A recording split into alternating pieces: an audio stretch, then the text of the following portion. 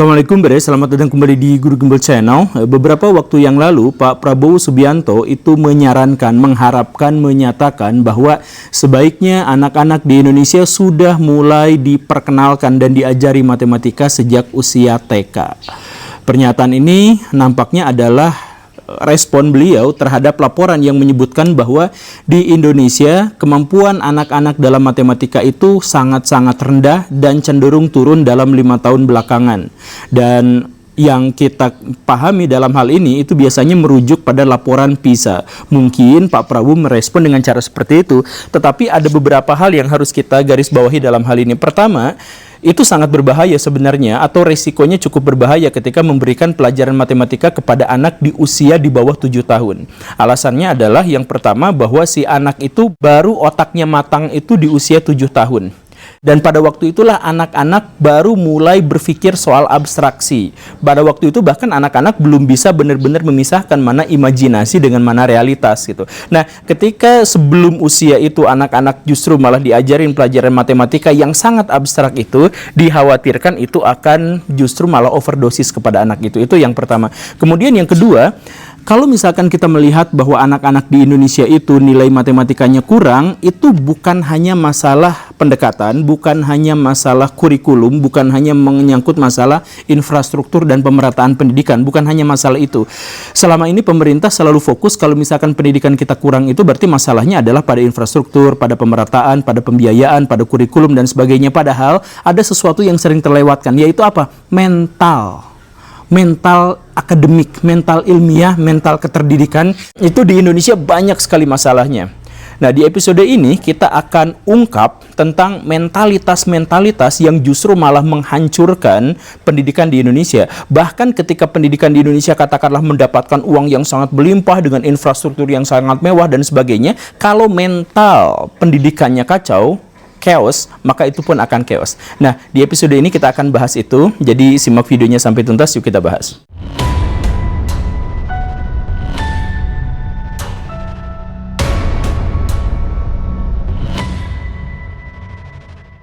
Ada sebuah komentar yang tentu saja kita ketahui dalam hal ini adalah bahwa Pak Prabowo itu kan ahli pertahanan, ahli keamanan, beliau itu adalah ahli strategi militer, latar beliau itu adalah seorang komandan.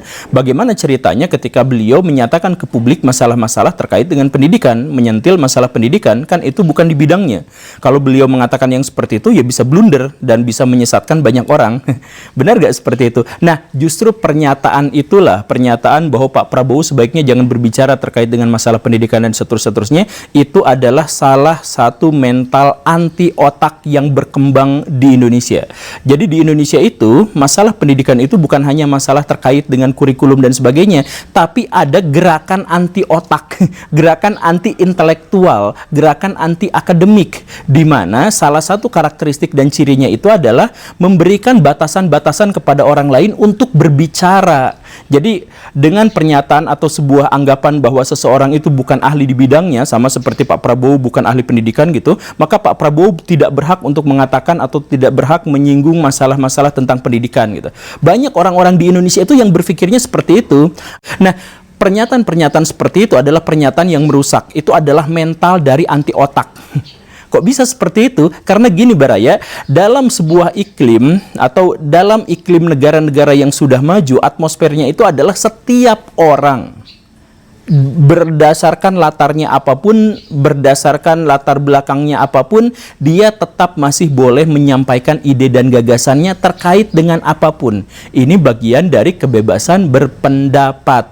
Nah, yang jadi masalah adalah nanti gimana kalau setiap orang ngomong kemudian tidak sesuai dengan faktanya karena dia bukan ilmunya, lalu dia menyesatkan umat. Nah, masalahnya di sini Baraya, di Indonesia itu semuanya serba terbalik. Dalam hal ini juga dalam hal mental pendidikan juga kita tuh kebalik gitu. Nah, jadi yang seharusnya terjadi itu adalah setiap orang bebas berbicara, bebas mengungkapkan apa yang dia inginkan. Tetapi beban evaluasi itu diserahkan justru pada pendengarnya. Jadi bukan orang dibatasi berbicara, orang bebas berbicara apapun. Nah, si pendengarnya yang harus skeptis, si pendengarnya yang harus kritis, si pendengarnya itu yang menilai apakah pernyataan ini benar atau tidak, pernyataan ini harus dikonfrontir atau tidak, pernyataan ini harus diklarifikasi atau tidak, pernyataan ini harus diragukan atau tidak. Nah, jadi kalau misalkan kita mau jadi bangsa yang maju dengan pikiran intelektualitas yang maju, yang tidak terkungkung oleh pikiran-pikiran jahiliyah, setiap orang tuh harus bebas berbicara, tetapi yang mendengarnya justru harus skeptis dan kritis. Di Indonesia kebalik.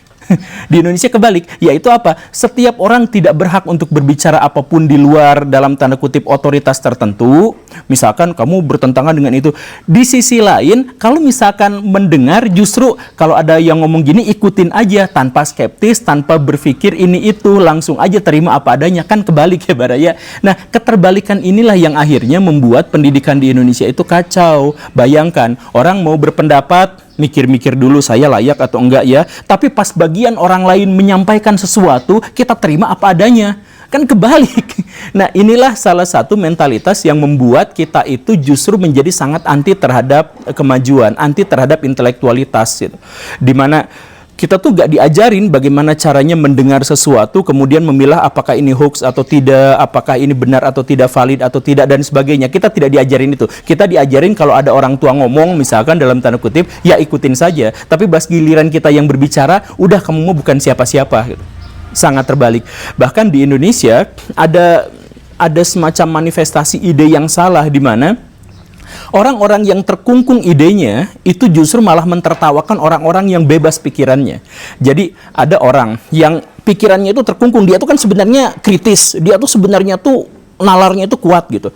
Tapi selalu ditekankan, kamu harus ikut pada pernyataan itu saja, kamu harus ngikutin pada orang itu saja, kamu harus ikut pada tokoh itu saja, kamu harus lihat pada buku ini saja, sesuai dengan buku ini atau enggak, dan sebagainya. Dia terkungkung otak pikirannya, dan orang-orang yang seperti ini mentertawakan orang yang berpikirnya bebas gitu. Kan pada dasarnya manusia itu berpikir bebas. Baraya itu pikirannya, imajinasi Baraya dalam benak itu liar. Pertanyaan Baraya tentang segala sesuatu itu benar-benar mengemuka gitu. Tapi kan pada akhirnya Baraya itu tidak menyampaikan karena apa? Karena ditahan sama pihak lain, ditahan oleh orang yang dianggap memiliki otoritas. Sudah jangan ngomong apa-apa gitu. Akhirnya diem. Orang yang bisa berpikir bebas ditertawakan di Indonesia itu sama orang-orang yang berpikir terkungkung. Itu sama saja seperti orang yang hidup dalam penjara, yang ruangannya kecil, itu mentertawakan orang-orang yang hidupnya bebas. Dan itulah karakteristik masyarakat Indonesia. Makanya sekali lagi ini sesuatu yang terbalik dan ini sesuatu yang berbahaya terhadap perkembangan intelektualitas masyarakat. Banyak anak-anak SD kita itu yang nggak berani ngomong, takut. Coba ini tanyakan kepada semua guru di Indonesia. Salah satu kesulitan dari orang-orang di Indonesia itu, guru-guru di Indonesia, adalah ketika mereka mencoba untuk melibatkan siswa dalam pembelajaran, siswanya pada takut untuk ngomong. Ada yang mau ditanyakan? Karena bertanya, berpendapat, berargumentasi itu dianggap sebagai sesuatu yang menyimpang, sesuatu yang melecehkan, atau sesuatu yang merendahkan guru atau orang tua gitu. Makanya banyak anak-anak kita tuh yang diem kayak gitu. Tapi sebaliknya, disuruh menyampaikan pendapat itu tidak boleh, tapi kalau mendengar sesuatu harus diterima apa adanya. Nah, ini kacaunya itu. Jadi Baraya mulai dari sekarang ya, demi pendidikan Indonesia yang lebih maju, biarkan otak itu berkembang seliar-liarnya. Nanti sampaikan. Setelah disampaikan apa? Nanti benar dan salahnya itu diuji dalam penyampaian itu. Bukan diuji berdasarkan siapa yang memiliki otoritas. Kan gitu ya. Jadi Pak Rocky Gerung S1 bisa saja dia membantah argumentasi dari S3 atau membantah argumentasi dari profesor. Karena benar dan salahnya itu tidak terkait pada jenjang pendidikan yang pernah dia ampu. Tetapi terkait dengan sampai sejauh mana mereka-mereka itu bisa mengajukan argumentasi yang diterima atau ditolak dengan akal sehat. Gitu Baraya. Itu yang pertama. Jadi di Indonesia itu ada semacam gerakan anti intelektual yang membuat kita menjadi bodoh. Itu yang pertama ya. Kemudian yang kedua, gerakan anti otak atau gerakan anti intelektual itu terlihat dari adanya orang-orang tertentu yang mengajarkan kepada masyarakat secara luas bahwa kita tuh harus membatasi ilmu pengetahuan demi kesalehan kita gitu. Jadi ada apa ya? Jadi kemarin itu saya menemukan sebuah artikel di internet yang cukup sukses untuk membuat saya guling-guling. Karena di situ disebutkan bahwa biarkanlah orang-orang kafir itu, biarkanlah mereka sampai ke bulan, yang penting kita sampai ke surga. Apa isi dari artikel itu? Isi dari artikelnya itu adalah, ayo kita tetap diskusikan dan perdebatan tentang hukum jenggot itu sunnah atau wajib. Ayo kita tetap perdebatkan dan diskusikan apakah celana itu harus cingkrang atau tidak dan lain sebagainya. Sedangkan masalah ke bulan, masalah teknologi, energi terbarukan dan sebagainya, itu bukan sesuatu yang menjadi kepentingan dan urusan kita. Karena sebagai seorang muslim kita hanya harus fokus terkait dengan masalah ibadah, sunnah, akidah dan sebagainya. Pergi ke bulan itu hanya kebanggaan orang-orang kafir yang akan segera sirna setelah kiamat. Nah, itu ya narasi dari artikel itu Baraya, silakan di cross check di sana. Nah, ini luar biasa, saya sampai guling-guling, joget dangdut segala rupa, udah gak bisa berkomentar apa-apa. Jadi si penulisnya itu adalah orang yang kemarin berpolemik dengan Ustadz Adi Hidayat. Ya, Baraya tahulah beliau siapa. Nah, orang itu mengajarkan dan kepada masyarakat itu, ya kita tuh fokusnya itu gak usah soal pendidikan yang tinggi-tinggi atau peradaban. Dah itu mah semuanya akan fana, semuanya hancur, semuanya nanti kalau sudah mati tidak akan berpengaruh apapun. Yang paling berpengaruh itu adalah tentang kehidupan akhirat kita. Maka kita pikirkan lagi soal misalkan jenggot, soal celana cingkrang, soal cadar, soal dan hal yang semacam itu. Nah, ini gerakan anti intelektualitas yang luar biasa. Karena apa? Karena mengatasnamakan agama. Dan inilah mungkin salah satu penyebab kenapa banyak negara-negara yang agamanya kuat justru malah tertinggal dalam teknologi dan peradaban. Karena apa? Karena banyak oknum-oknum yang semacam ini, oknum-oknum yang gak usah belajar karena yang paling penting mah akhirat, gak usah menempuh ilmu matematika, ilmu fisika, ilmu apa, karena nanti di akhirat juga gak akan ditanya, di alam barzah juga tidak akan ditanya, gak usah bahas. Nah, ini gerakan anti intelektualitas yang luar biasa, dan orang-orang yang seperti inilah yang pada akhirnya ngemis-ngemis minta sumbangan gitu. Jadi kalau misalkan mau bikin pesantren, bikin apa, mereka bukannya menggunakan sistem ekonomi gitu, bukan menggunakan begini dan begitu, enggak, karena mereka kan sejak awal juga ekonomi, manajemen dan sebagainya itu ya itu mah urusan duniawi gitu. Dan akhirnya ya ketika mereka bikin sekolah, ketika mereka bikin pesantren dan sebagainya, ya akhirnya juga minta-minta ke orang gitu, karena nggak ngerti bagaimana cara untuk berwirausaha dan sebagainya.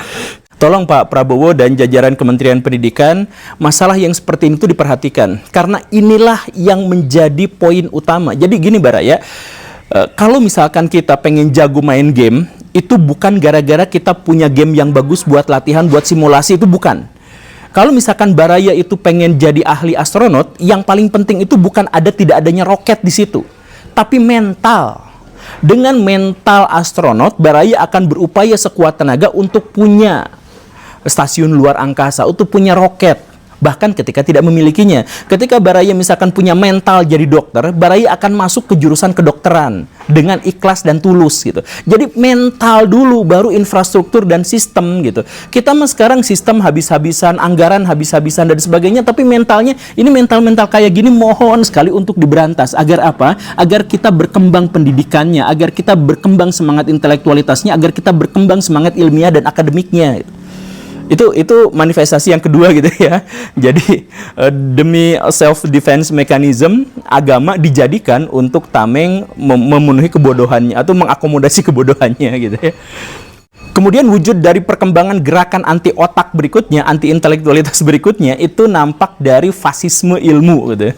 Ini sudah beberapa kali saya sebut. Jadi di Indonesia itu banyak sekali fasis ilmu gitu. Jadi ilmu itu atau informasi itu diterima atau tidaknya bukan berdasarkan metodologi, bukan berdasarkan rasionalisme, bukan berdasarkan dalil, tetapi didasarkan pada dari mana dia berasal, siapa orang yang mengatakannya, dari golongan apa orang yang mengatakannya. Kayak gitu. Jadi misalkan dulu saya pernah membuat video terkait dengan keruntuhan Cina di masa depan, skenario bagaimana Cina itu bisa runtuh gitu. Nah, lalu komentarnya itu banyak yang ngomong, wah ini sumber-sumbernya dari barat. Atau misalkan ketika misalkan kita mengkritik fenomena kaum muslimin di Indonesia yang kurang gitu ya. Nah, wah ini kenapa sumber-sumbernya dari barat? Kenapa berpikir dengan cara orang barat gitu dan lain sebagainya. Bahkan ada yang ilmiah versi barat gitu. Ya gak gitu Baraya. Jadi gini ya, Kalau misalkan kita terkait dengan urusan ilmu, maka itu tuh bukan terkait dengan dari mana dia berasal. Hanya gara-gara penulisnya orang barat bukan berarti dia salah. Hanya gara-gara penulisnya orang timur bukan berarti dia salah. Hanya gara-gara dia penulisnya orang Indonesia bukan berarti dia itu tidak valid gitu. Saya sering mendapatkan cerita seperti ini. Saya ngomong tentang orang Batak, kamu tidak tahu apa-apa, tidak akan ada orang yang lebih tahu tentang Batak kecuali orang Batak sendiri. Ada yang mengatakan seperti itu. Kamu nggak akan ngerti apa-apa terkait dengan misalkan suku Sunda kalau misalkan kamu bukan orang Sunda. Ada juga yang mengatakan seperti itu. Ya nggak seperti itu, Baraya. Jadi kalau misalkan dalil dari sebuah informasi itu dikaitkan dengan metodologi yang dia gunakan. Kan banyak juga misalkan orang Batak yang nggak ngerti soal kebatakannya, orang Sunda nggak ngerti soal kesundaannya. Soal pengertian itu adalah soal akademik. Nah, serahkan kepada orang yang memiliki dalil akademik, orang yang memiliki penjelasan-penjelasan ilmiah terkait dengan akademik gitu. Jadi kalau misalkan saya membawakan berita sumbernya misalkan dari Barat, dia belum tentu benar atau salah. Barat dan Timur itu nggak ngaruh sama sekali. Yang ngaruh itu adalah metodologi yang dia gunakan itu apa, dalil yang dia gunakan itu apa, dan lain sebagainya. Jadi biasakan pada hal-hal yang semacam itu jangan fasis. Jangan sampai, wah itu kan sumbernya dari Barat, itu kan sumbernya dari Amerika, kemudian kita tolak. Jangan sampai seperti itu. Bahkan di Indonesia lebih picik lagi, sampai mengatakan apapun yang dikatakan sama orang itu, maka itu pasti salah. Apapun yang dikatakan sama orang itu benar gitu. Jadi benar dan salah bukan terkait dengan argumentasi dan kata-kata dan klaim yang dia keluarkan, tetapi terkait dengan wujud orangnya gitu. Padahal kan orang itu bisa benar dan bisa salah gitu. Kita bisa menilai orang benar dan salah itu bukan gara-gara orangnya itu seperti itu, tetapi apa yang dia lakukan untuk mendapatkan pengetahuannya. Nah, tapi kita banyak yang fasis dalam pengetahuan itu. Saya mau menolak kalau misalkan sumber-sumbernya itu berasal dari Barat gitu. Ya ampun. Ya itu gerakan anti-intelektual. Sekali lagi Baraya, kalau misalkan pikiran-pikiran semacam itu masih terus berkembang di Indonesia, bahkan ketika anggaran pendidikan di Indonesia mencapai 1.000 triliun sekalipun, itu tetap tidak akan menghasilkan dampak yang memadai, yang signifikan.